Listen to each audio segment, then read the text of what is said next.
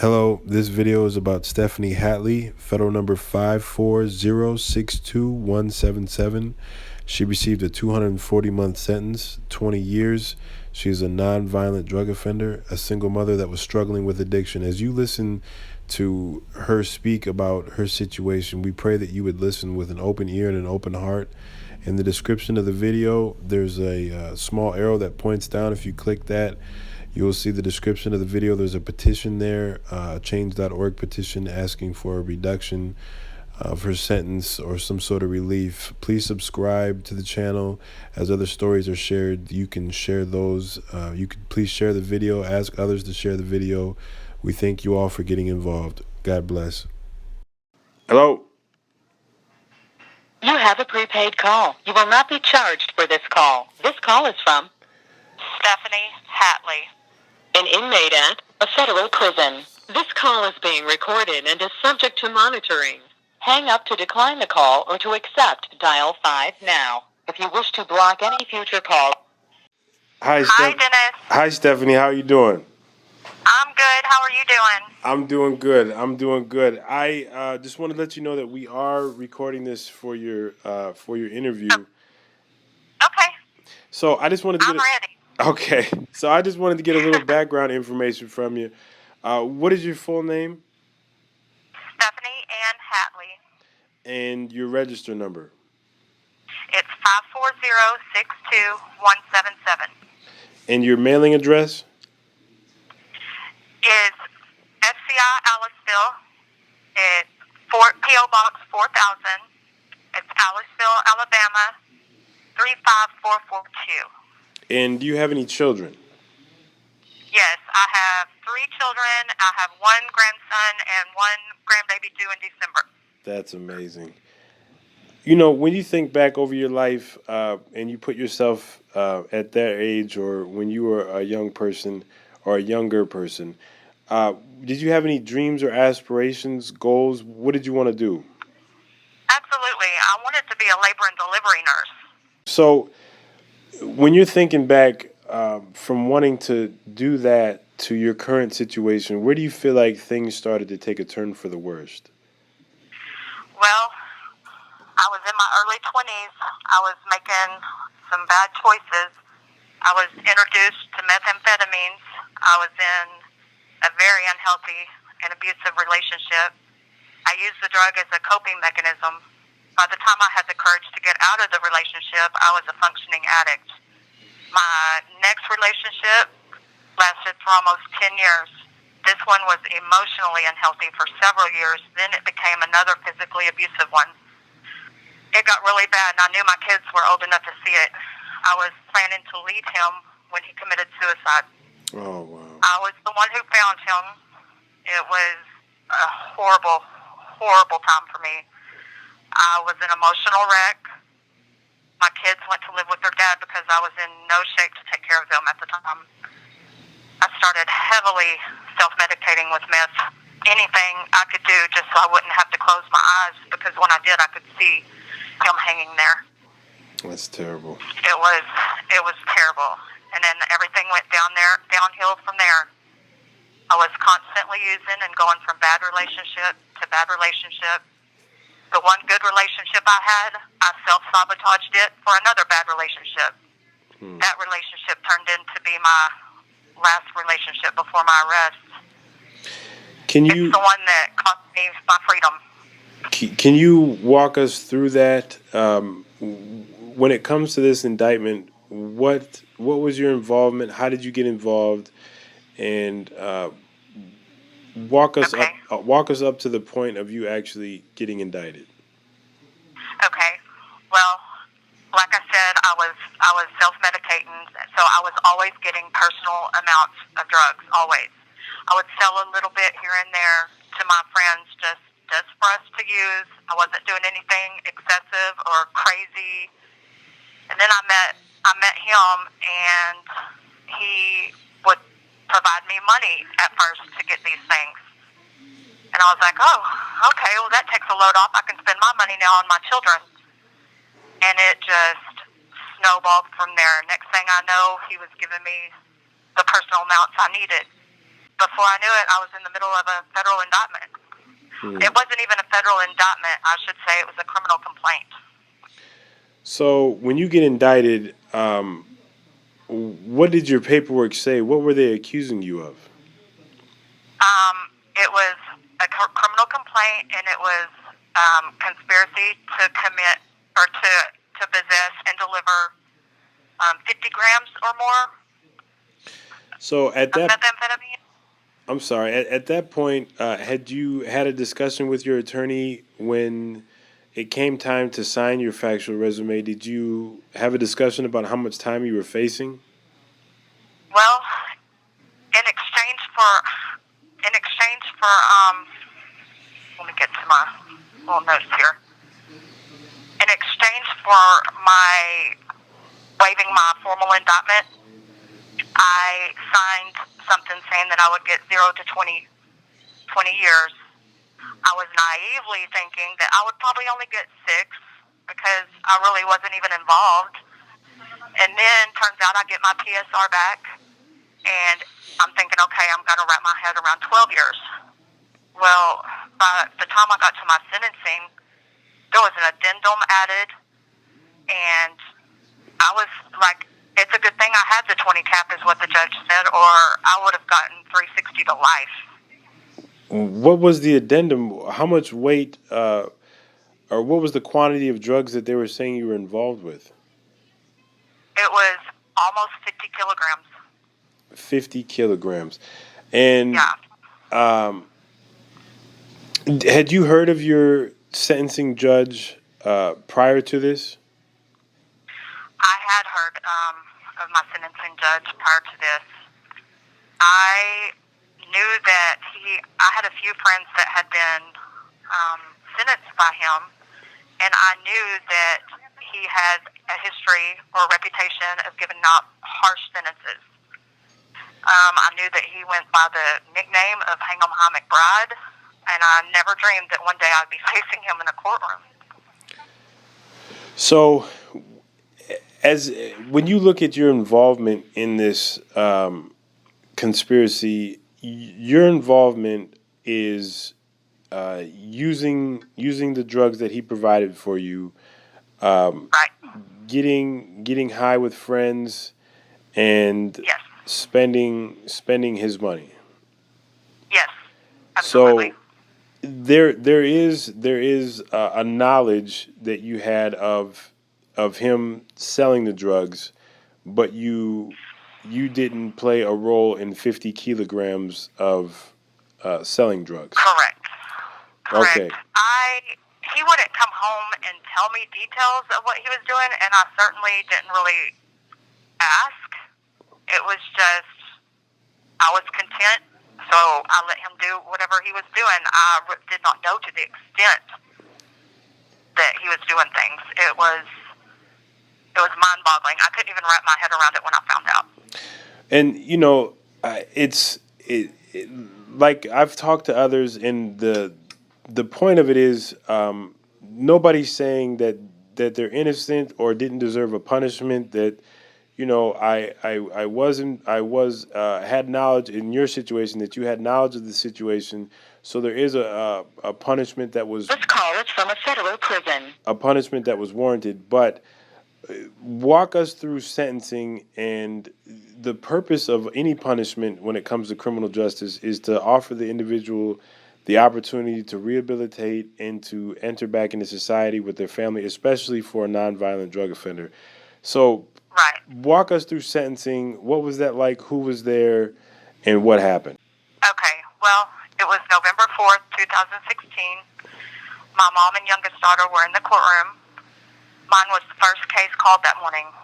You could tell that the judge had already made up his mind as to the outcome of my fate. I stood terrified and in shackles beside my attorney in silent prayer. It was surreal. I felt like I was watching someone else's life being played out in that courtroom. I kept thinking, how could this have happened to me? This is not who I am. This is definitely not how I was raised. I heard the judge say 240 months, and I could see that he was still speaking, but I couldn't hear a word he was saying. I thought I was going to pass out. somehow I kept standing there staring at the judge, waiting on him to say something else. I thought an exception maybe. He was going to put a but, behind his ruling. Surely he can see that I'm a good person, that I made poor choices. Surely he can see my family trying to be strong for me, sitting out in the courtroom. Surely he cares I'm a grandmother now and I just want to hold my newborn grandson. Surely he realizes that if I go to prison for 20 years, my mom won't make it to see my release. Surely, please God, let him care. But Judge John McBride did not care. Shuffled some papers, stacked the papers, and told us that we were all excused. I will never forget the way my mom and daughter looked in the courtroom as I was cuffed back up and led out of the courtroom. It was heartbreaking, and I knew I had failed them.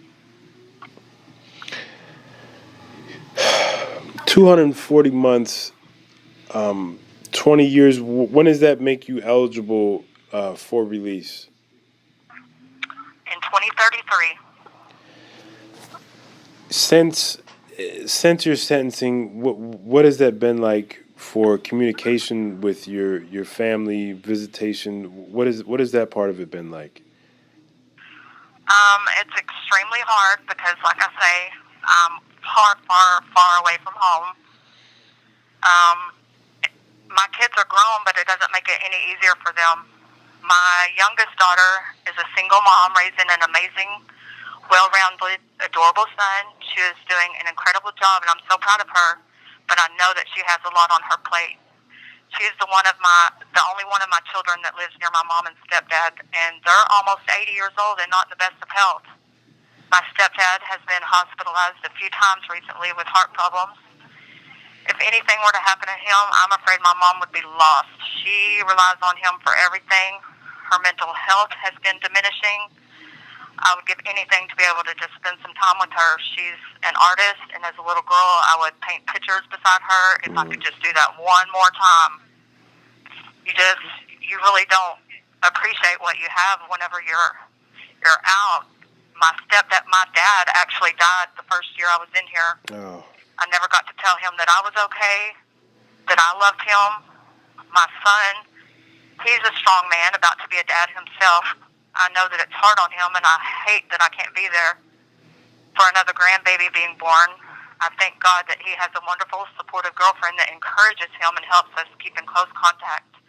But my oldest daughter, this is the one that is the hardest to talk about. She's the one that has suffered the most from my poor choices while I was on drugs. I'm still hoping and praying that one day she'll be able to forgive me.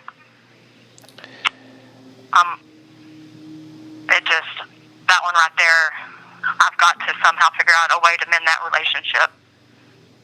Yeah, I pray for that reconciliation myself. I hope that's made right. Since you've been incarcerated, can you give us the things you've done to better yourself, to have yourself in a position where you're better to come home? Yeah, I try to stay as busy as possible. I've taught all of the release preparation classes here. I've taken most of the adult continuing education classes that are offered here, as well as all the hobby craft, the wellness classes. I live in the honor dorm. I've never had an incident report. For the past 2 years, I've worked for the trust fund department, and right now I'm the clerk for the commissary. I'm on the waiting list for the orientation for the Life Connections program offered at Carswell. And I'm also looking into applying for a grant so that I can take some college courses by correspondence. That's amazing. In the description of this video, there's a petition. There's a little arrow that points down. If you click that, the screen drops down. You can click the petition, and that petition is asking for some sort of relief in your sentence, asking the president and others to get involved, congressional members, that they would hear your story and understand that the sentence was excessive to all of the people that were asking to get involved. What do you have to say to them about what a second chance would mean, and why the sentence is excessive? Okay. Well, one thing that I think is important for people to know about me is that after my co-defendant was arrested, I thought that chapter of my life had ended. I started a new beginning and got myself sober. To this day, I'm sober. I am honestly a good person. I realized that self-medicating with the drugs was a coward's way of dealing with the abuse and the death. I had put off facing my issues for long enough. I knew my mom was going to need me to help her with things like driving. She was starting to get lost and confused in familiar places. I'm adopted. I knew that I was running out of time to search for my biological mother and the father that didn't even know I'd been born. And maybe that's where some of my issues had stemmed from. It seemed like I was always searching for a man's love and approval. I had also just found out that my daughter was pregnant, and I was ecstatic to be a grandmother. This grandbaby was going to be my saving grace. I didn't even think about drugs anymore. I got a job at the post office in the small country town that I lived in. My daughter and I planned the baby's arrival. One day we went for a 4D sonogram and had stopped by my mom's house, excited to show her the picture of the baby. We were in a rush as I had my rural route to deliver mail that afternoon. When we were leaving my mom's house, the federal agents blocked me in her driveway and arrested me. Wow. I was in the county jail when my grandson was born, and I didn't get to hold him until he was 7 months old. I've watched him grow up through pictures and video visits. He's almost 4 years old now. When he was 3 years old, he asked my daughter, "Why can't I go to Mimi's house?" How do you even answer that? I know if I were given a second chance, I wouldn't take it for granted. I've learned that there isn't anything more precious than time spent with family. I want to be there for my kids, my grandbabies. I know I'm almost 48 years old, but I want my mom. I want to spend time with her before she doesn't know me anymore. I would love to do some sort of addiction counseling to help other women get out of the cycle of drugs and bad relationships, to help them realize their worth and that they aren't alone and that they have options. I just need one chance to show my family and society that I have learned my lesson, that I honestly learned it before I was even sentenced. Please don't let us first-time nonviolent drug offenders to be forgotten in here. Yeah, I just want to thank you for taking the time to be honest and vulnerable with us. It's difficult sharing your life story with people that you don't know or sharing intimate things, but I think it's important for people to recognize that you are not only a person that has children and grandchildren, but that you're a changed person that's ready for that opportunity. And that it's good that it comes from you. Is there anything else that you want to add before we leave? I think that's all. It's just that if this could happen to me, it can happen to anybody. So I just encourage them to please get the help to get out of the bad relationships or using the drugs to self-medicate. Just find there's going to be somebody somewhere that is willing to listen to them and to help them. They don't have to just take it alone by doing the drugs. It's a no-end street. Absolutely. Well, thank you for your time. We appreciate it. Okay. I just want to thank you for taking the time to listen to Stephanie's story. None of the individuals that we've talked to so far out of the Northern District have told us that they're innocent, but there is a pattern of extremely harsh sentences. Stephanie received 20 years. She wasn't involved in the amount of drugs that she was charged with. She was a struggling addict that was in a relationship with a man that was involved. And while she does deserve a punishment, she does not deserve 20 years of her life to be taken away. We just pray that you would continue to share the videos, sign the petitions, share with others. We're incredibly grateful for all the support. Please subscribe and continue to get involved. Thank you all, and God bless.